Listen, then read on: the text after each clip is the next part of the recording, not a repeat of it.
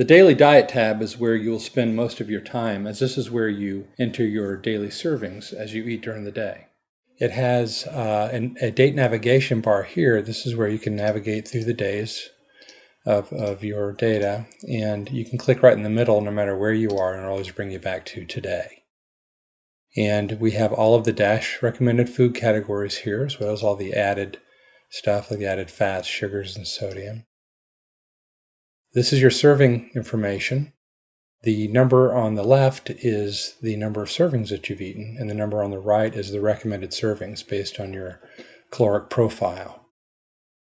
Over here we have the history button. This lets us navigate to historic days if you want to jump as opposed to scrolling day by day. So for example, if we went back to the 8th, we would see the nutrition for the 8th. And while we're here, you can see that this row is grayed out because we have eaten 9 of our 9 servings, and so it grays out to let us know that.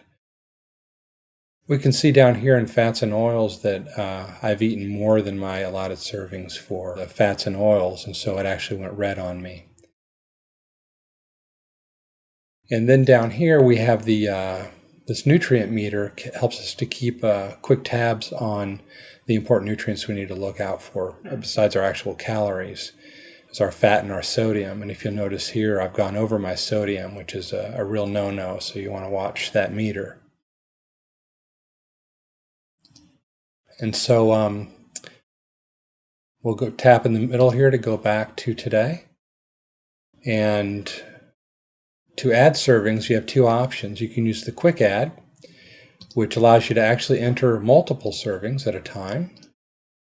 So this is a great way to add generic servings, and these servings are calculated as being averages of all the servings in the respective libraries.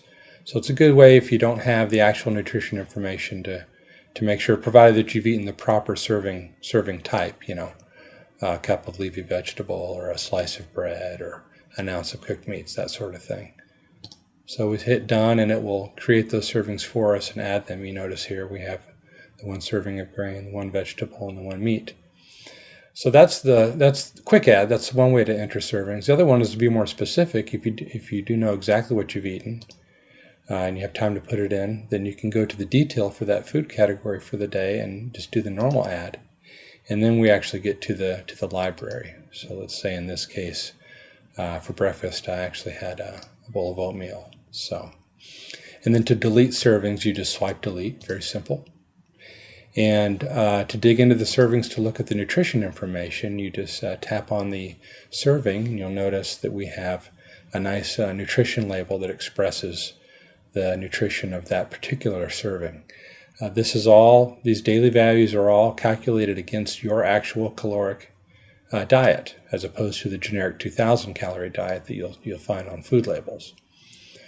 So that information is there. And you see that as we added these, that our calories went up a little bit, our fat and our sodium.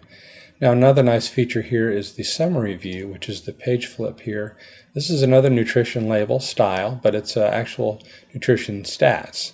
What we do is we take all the foods we've eaten and kind of crunch them together to make one big serving label of everything that we've eaten. This is a nice way to keep tabs on what you're eating throughout the day.